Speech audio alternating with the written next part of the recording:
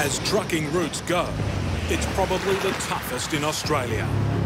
Through the hostile wilds of the top end of Western Australia, where roads can be goat tracks and goat tracks roads. Just a shocking road to bloody driving. It's the lonely beat of husband and wife truckers Nick and Joe Atkins, about to take on one of their roughest assignments yet. It'll test the patience between me and the wife anyway. It's a bone-jarring supply run on one of Australia's worst roads to one of its most isolated communities. Won't be an easy trip, that's for sure. There'll be a little bit of strain on the relationship in the truck and everything else. Nick and Joe are making final preparations for an epic trip to a place even they rarely visit. They'll be in the same cab day and night for more than a week. The husband and wife team makes it a lot easier. We work well together sometimes. With the tempers, well, I could mention a few things that shit me, but we won't go into them. But no one was laughing on their last trip when they blew their engine. He's straight back up again, 120. A hit that shut down their business for months. That's not good. We lost a bit of work out of it. Hopefully this new motor we get another 1,000,000 kilometres out of it is what we're hoping for. The replacement engine set them back $15,000. Checking all on new engine. She hasn't used any yet, so which is good. It's reconditioned, not new, and this next job will be a brutal test of whether it was worth the investment. If it's a good motor, it should handle it. If it doesn't, it's a crappy motor. This is the sort of trip that we sorted out. A lot of strain on the engine. The load for this trip is a small house. 14.5 metres and 3.4 wide. A portable building known as a donga that will become a much-needed schoolroom for children shut off from the world. Right, that's done. It'll be hauled over 500 kilometres of terrible roads. If they do break, all the glass won't be all over the floor. Nick and Joe have to make sure it arrives in one piece. A lot of sharp corners, a lot of Up hard and down pulls. hills and the corrugations, of course. We'll just destroy that donga if I don't go real slow. Rightio, dear, here we go. Back into it again.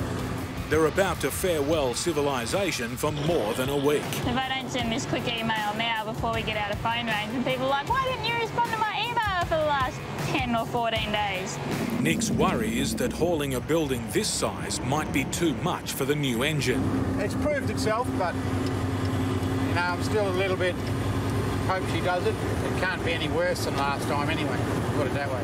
For the tiny community 500 kilometres to the north, its safe delivery will be a big deal. Really, the community's been waiting for this donga since 2012. They started trying to negotiate, I think, with the government about getting their school building up there, and it's taken them that long. And then it was so close last year. I think it was so heartbreaking when we broke down and then we couldn't deliver it on time. So this job's been hanging over our heads for maybe 10 months now. So the community's been waiting for years to finally get this project happening, and it'll be a relief to get it there, and I'll just be so happy to see it all set up and done for them. The road in there is pretty bloody horrid, actually, always is. But it's just, yeah, narrow, gutted bloody thing. One car track, basically. You're pushing to get 2 cars past on it. Bloody, here comes the dirt. Here's where it all starts, just getting the dirt the rest of the way. This is the last moment that we'll be going this fast for the next, 10 days or something, so... Enjoy that nice, smooth, no rattling, no nothing, because we're going to get it in a minute.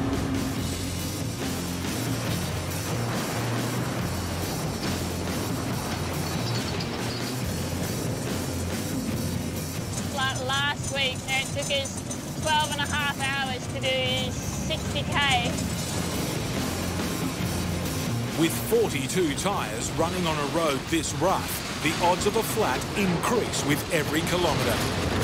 Sometimes we can have a good run, we'll do one or if any, and some other times we can just do 5 or 6 times. They've been driving for 10 hours, the last 20 kilometres on dirt. Daylight is fading fast. Up ahead, their first river crossing. This will make camp and cross that in the morning, I reckon. With nearly 30 tonnes of freight and 2 trailers to drag through the water, it's safer to cross in daylight. And there's another good reason to stop.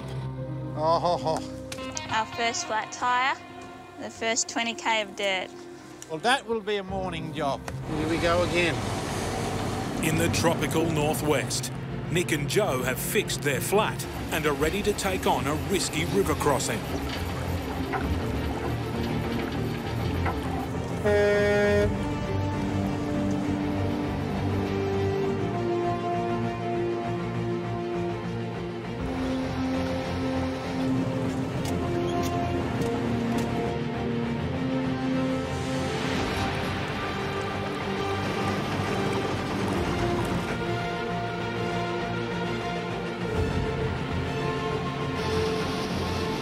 They're safely across, but straight into their next battle. Corrugations, deep and endless. The classroom they're dragging weighs 6.5 tonnes. But it's being bounced around like it's made of cardboard. Just trying to make sure it doesn't rattle around too much and do too much damage to it. Bloody air cons fall off the walls. Yeah, just trying to get it there in one piece. It's just a matter of just poking along, steady, steady. They've only travelled 200 kilometres, but already parts are being worked loose. Dash it! Time for Joe to show Nick what she's made of. Joe's good, she gets stuck into it. I just broke her in so she knows what she's got to do now. Wind legs down, change tyres, jack it up, get nuts undone. Just got to teach her to drive it now and then I won't have to do it. Yeah, do what you can to help out. We work pretty good as a team, you know, and if I can't do something, then Nick will swap and I'll do the other thing, or sometimes I'll be like, no, I don't think I can do that, and he'll be like, well, you have to do it, just suck it up. She does a bloody good job, really. Not too many other women that do it anyway, I would think. Or put up with me crap. We might have words at each other, but it doesn't last very long. Our disagreements never have. You know, because we live and work together 24/7, you just get over it. Right, got it. Next, check if the building's been damaged. Travelling real well. It's been better than we could have hoped, I think, so far. Don't jinx us, dear. Yeah.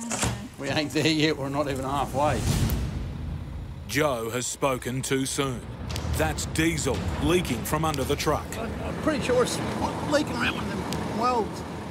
It's the pounding on the road. It's the constant movement on the corrugation.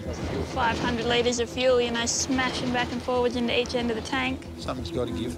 Fuel stations don't exist out here. They'll just have to push on and hope the leak doesn't get any heavier. Right out while I'm sitting here, it's leaking fuel, so I suppose better keep moseying on. As long as it don't get any worse than that, it'll be good. When it's gushing out, that's when I'll start to worry. Just one more thing, really, for us that's been wrecked by the corrugations. But yeah, as for rough, they just shake the shit out of everything. Just vibration, I suppose. Just eventually something's got to give. Whether it's going to be the driver first or the truck. Most of the time it's usually the truck. You get good bits, then you get bloody real shitty bits like this bit. It makes bloody everything on the load start braking and moving and scrap braking. After the corrugation comes the water. Big, deep patches of black-soiled mud. Bog holes that make the engine pull harder and force the fuel tanks under.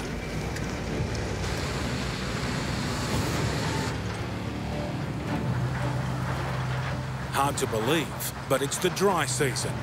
The peak period for tourists. Lots of them. This is what we're going to get all day. And that's the trouble with these bloody cars on this road. If they pull up, you can't bloody get around under these trees. These are not roads designed to share with a 34-metre road train carrying a 6.5-tonne building. Thank you. It's one vehicle after another. We're going to have a bloody dam here. There's another car on the other side coming across. Rush hour in the wilderness. Yeah, a bit of traffic this morning. We've got a caravan and car behind us, a couple coming now. We've had a few passes, but we've managed to squeeze them all past. Oh, his missus is worried he's going to collect his van on the corner of the Donga. Plenty of room.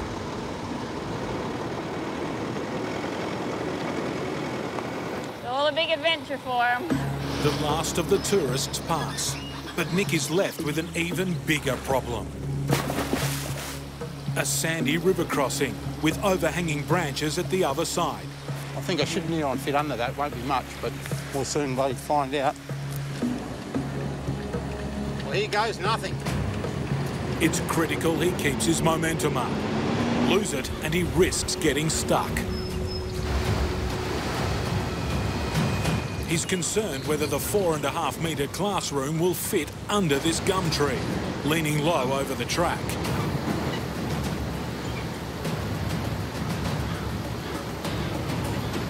And halfway across the river, it's too late to change his mind.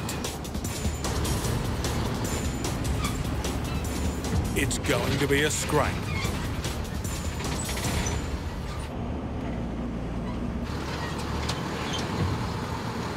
It was bloody tight through there.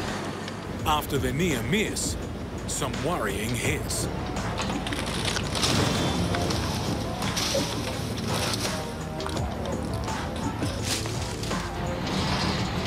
Next come the hills. It's a steep little to this one. And with a 6.5-ton building pushing on the back trailer, they can be frightening. Dirty mongrel thing. And then we've got to go up the other side. The next rise is too big for a road train this long. Nick has to call for help from his father-in-law. Yeah, I'm coming down behind you, Nick. I'm just starting to come down the hill now. Joe's dad owns the station they're driving through, as well as a 190 horsepower grader. Your dad's going to hook on the front. Oh, copy. Yeah, too cool. He's a welcome sight. How's your travelling been? It'll save Nick and Joe 3 hours of breaking up the trailers and towing them up individually. The truck has a new engine, but it's a killer hill. This will be its toughest test yet. Rightio, John, thank you. Let's get up the top of this next jump up and stop any traffic from coming down. Otherwise, they'll get a heck of a shock when they come across the grader towing a road train up this big hill here. It's 300 metres of relentless climbing. An engine wrecker. It's not very often that you see a grader stiff barring a road train up a big dirt road in the middle of the Kimberley. Whoop, there goes a branch on the corner of the Donga. Trying to get around these bends, Nick, and onto the straight, or we're...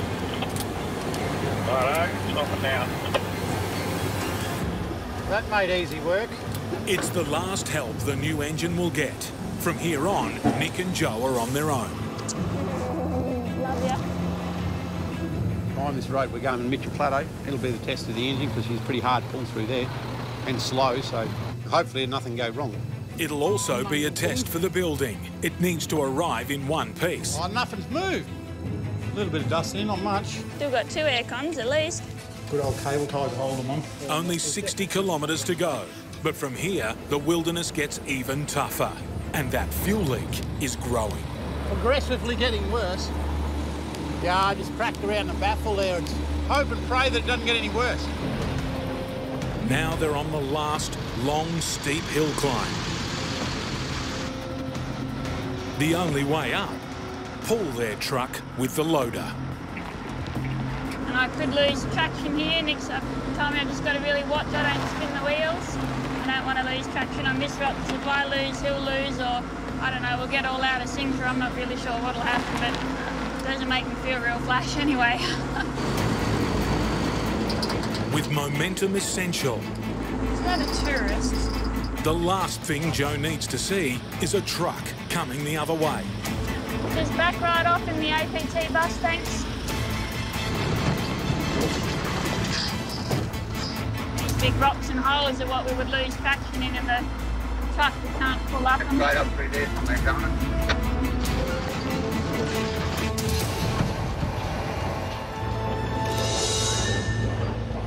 A bit of an audience. Beautiful, dear. Did well. See too bad at all. Did well. Oh, Not even you an did argument. well. Not even a domestic. Maybe you're getting more tolerant. Time to split up the trailers and make the final run into Candywall. About 600 metres to go, and if we can just get through this creek and through the community and all the low-hanging trees without wiping anything out, then could be more dangerous this last 600 metres than the last 5 days, but we'll see. We're away. But it's going to be rocky and tight. Just the road's a little bit bloody rocky and washed out. This part here I'm not looking bloody forward to get through.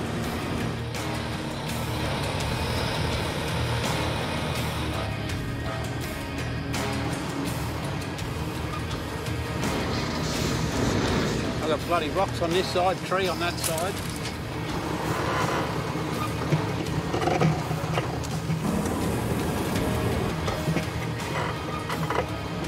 Just this tight from where I'm standing.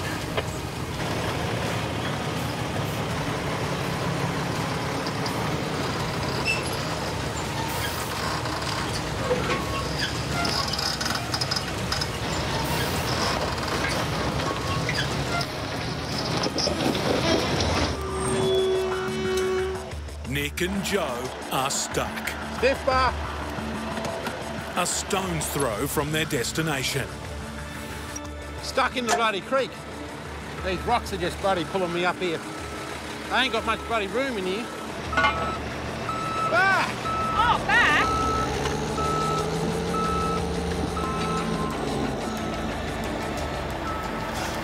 He's going.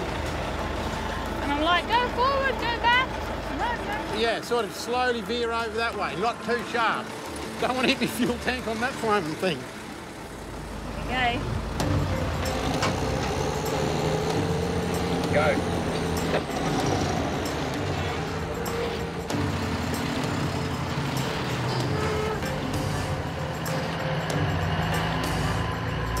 Come up there. Happy days, eh? After a mammoth 5-day battle, the schoolrooms arrived. It's here, dear. It's here. Now to check if the building survived the battering of the corrugations. No, it's good. Still all looks in one piece. There's just one more task, but one of the hardest. Getting the 6.5-ton structure off the truck. As long as nothing goes wrong now, it'll be all good. Normally, a crane would be used, Right? but there's no cranes here. They'll have to improvise with the loader and a forklift. Yeah, one on either side, lift it up over the trailer, and then pull the trailer out from under it. Keep going, yep. You're right, straight in there. The pressure will be on Joe to direct the delicate operation. Rightio. Right? Yeah?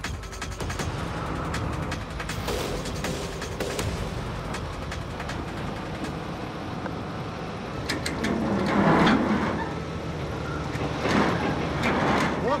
Hang on, hang on. Rightio, Nick. Beautiful. Yeah, just pull them tyres out. Now to move the truck out without hitting the forklift or loader. You better not damage my bloody truck. That look all right? Beautiful, Matty, beautiful.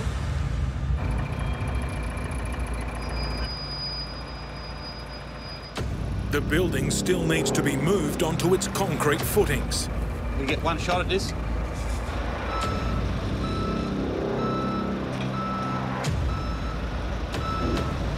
Stop! What's going on? It's nearly slipped right off Nick's forks. The dong will move. You're going to have to come back over the blocks because I'm going to have to get another grab because I'm off my forks. Getting the building here safely will mean nothing if they drop it now.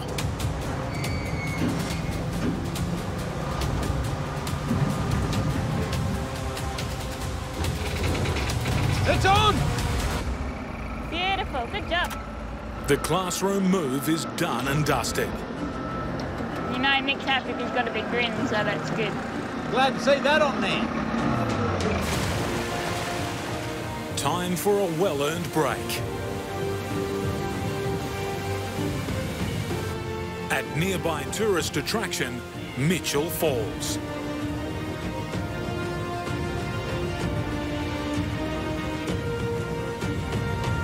But this trip is far from done. Tomorrow they'll start the arduous journey back home. Here goes, the drama started. In the Kimberley, Nick and Joe are also on the way home. Don't start this right now, you mongrel. But the electric motor that controls the loading ramps is refusing to work. Press that button, dear. Just keep pressing that button. And nothing. Got power and it hasn't got power. And... Well, that is going to be a right pain. Time for a little bush ingenuity. Use the loader to lift the ramps. Rightio, put the chains on. Over one hurdle, but more to come. Ahead of them is a series of jump-ups, hills and slippery gravel. We're not going to get up here. Stopping their road train in its tracks. Dirty mongrel thing. There's no way that the truck can get enough traction to pull 2 trailers up at once. Every time they split up the trailers, it's a grind. Oh, well, I'll be nice and fit by the end of the day. Throwing up there, he's good. We've done a cracking maybe 4 kilometres in almost 5 hours this morning, so... Over the next 2 days, things don't get any easier.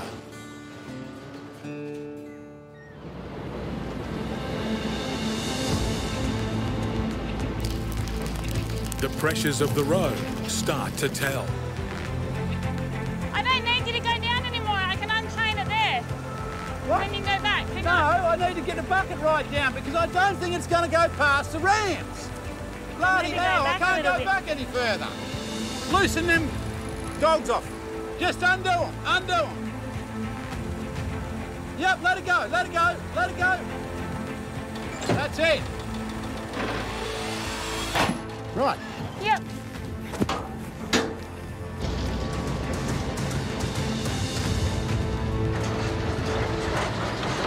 Then, only 200 kilometres from home.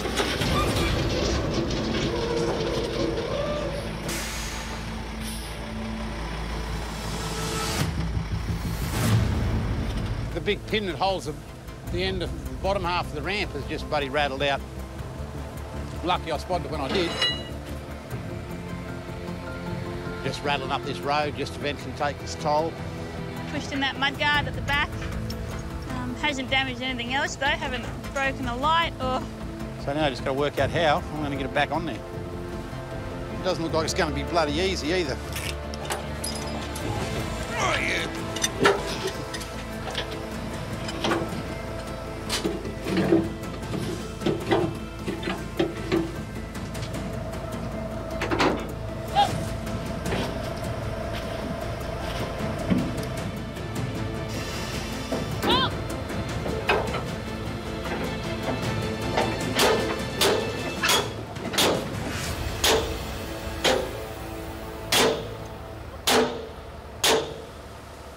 Got it back on. Yeah, that could have been really messy otherwise. It would have caused a real thing flying along the highway. Or...